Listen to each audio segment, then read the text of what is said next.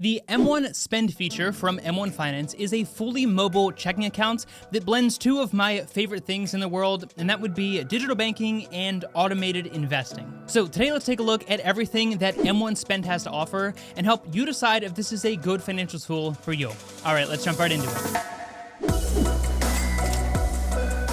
What is going on, everyone? I hope you are all having a fantastic day. So I've briefly talked about M1 Finance and specifically their investing platform in the past, but more recently they launched their M1 Spend feature that, as I just mentioned, blends their already robust investing tools with a checking account as well. This product has a ton of amazing features, but before we get to that, I do want to clarify that this video is not sponsored by M1 Finance. However, there is an affiliate link down in the description below if you do want to sign up and help support my channel, which is always I really appreciate. There may also be some legal jargon popping up on the screen throughout the video, just so I don't bore you to death and have to read it to you, but as always, this will be the fully open and honest review that you've all come to expect. But enough about all of that, let's get into the awesome features of M1 Spend. So this product is broken down into two major categories, which would be M1 Spend Checking as well as the M1 Spend Credit. Both are easily accessible under the M1 Spend menu and offer different account benefits that we'll compare in a second. But let's start off with the M1 Spend checking features. So obviously this is going to work in a similar way to any other checking accounts, where you're going to have a Visa debit card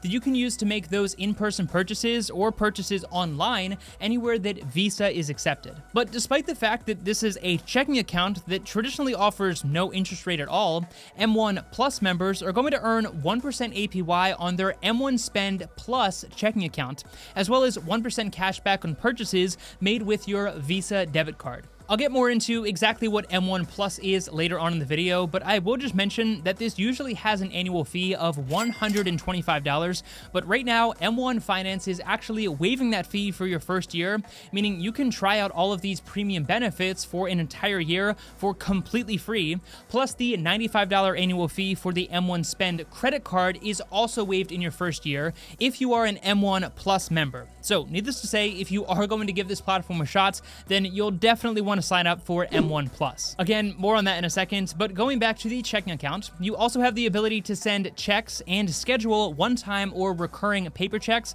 from the M1 app. And as we've all come to love, you can also get your paycheck up to 2 days early, which I will mention does come with the standard M1 checking account if you do not opt for the M1 Plus membership. This account also has no minimum balance requirements, gives you one ATM fee reimbursement each month or 4 reimbursements each month with M1 Plus, and is FDIC insured up to $250,000. I will mention that there is an international fee of 0.8% to 1% depending on where you're at, but this fee is reimbursed if you have M1 Plus. So as you're probably picking up on, M1 Plus is definitely worth it in my opinion. All right, but moving on to the Owner's Rewards card by M1 Spend, which is powered by Deserve, this product allows you to earn between 1.5 to 10% cash back, up to $200 back per month on a number of popular brands. Obviously, you're not going to earn 10% back on all of these brands, as nice as that would be, but there are currently over 70 popular brands that are constantly being added to, where you will earn 2.5, 5%, or 10% cash back, plus you get 1.5% on all other purchases, which is fairly competitive. But perhaps the biggest and most unique advantage of the M1 Spend credit card is the ability to automatically reinvest your cash back into your portfolio using M1 automation. You all know that I am a huge fan of automating your finances, especially on the investing side of things, and M1 Finance has had this feature locked down for a long time. So the fact that they are so seamlessly integrating their different financial tools is really cool in my opinion. Plus, the card looks really cool if you ask me, and comes with the Visa Zero Liability Protection and the many benefits that come with Visa Signature. Again, the M1 Spend credit card usually has a $95 annual fee, but if you are an M1 Plus member, this fee is going to be waived for your first year, giving you a full year to try out this product and the many benefits that it comes with, which should be plenty of time to figure out whether or not this is a good financial tool for you. All right, so we'll circle back to the checking and credit card products in a second, but I've mentioned it a million times,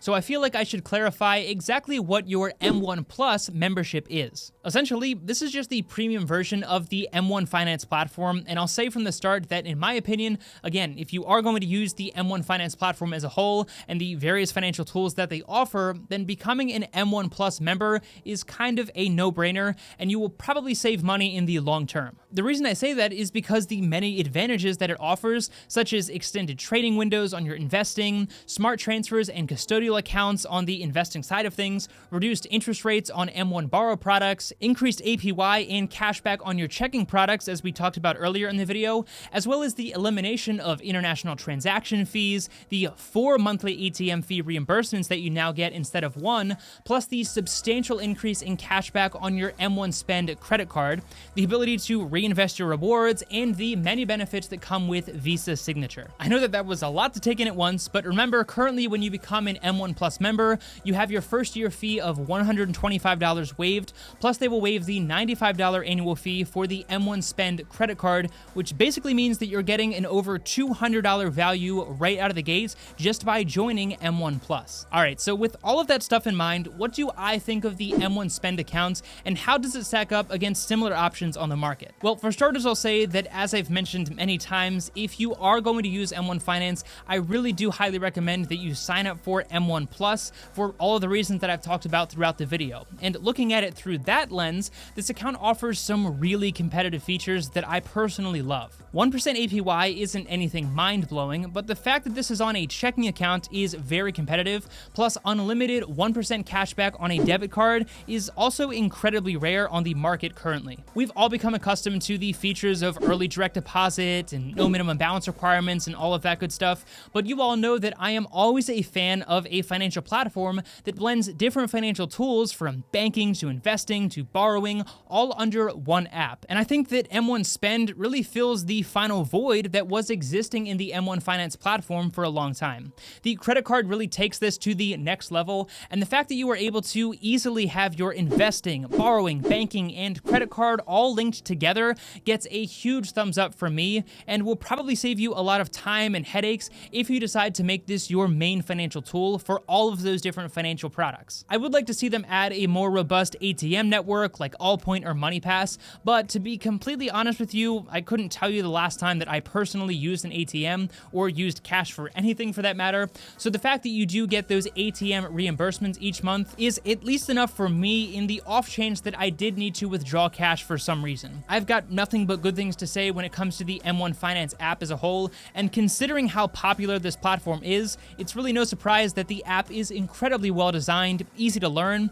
but still gives you a robust and in-depth look and understanding of your various financial metrics. So the fact that they already have such a robust investing tool and are now adding other features and other aspects of personal finance is really nice, since similar companies who have multiple financial tools under one platform typically excel in one area, but oftentimes fall short on the investing side of things, and it can really feel like an afterthought. So this probably doesn't come as a surprise, considering I am a huge fan of having all of my financial tools under one platform, but the M1 Spend account definitely gets a thumbs up for me. But as always, this is just my opinion, so I'd love to know what you think of this platform down in the comment section below. Remember, if you do want to sign up for M1 Spend, I will leave a link down in the description below where you can sign up and help support my channel, which I really appreciate a lot. If you did get value out of this content and you want to help support me, the easiest way to do that is by checking out M1 Finance and letting me know what you think of this platform down in the comment section, and of course by hitting the like button and subscribing to the channel for more content like this in the future. As always, thank you so much for your time. I really do appreciate it so much. Take it easy, and I'll see you in the next one.